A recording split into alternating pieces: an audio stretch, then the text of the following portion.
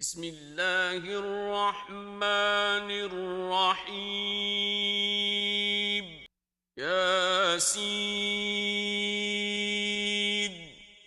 والقرآن الحكيم إنك لمن المرسلين على صراط مستقيم